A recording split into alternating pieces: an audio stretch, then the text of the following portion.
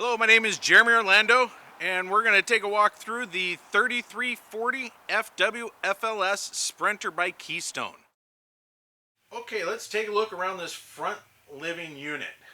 As you walk up into the living room, you can see that it's got a beautiful TV surrounded by the fireplace, and both couches on the outside do fold out into a bed.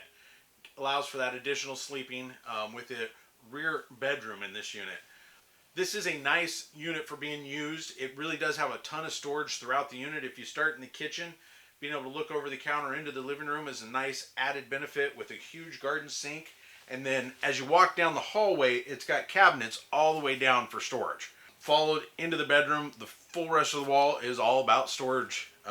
So this unit, for that person that really does want to spend an extended amount of time, this has the space you would need for that.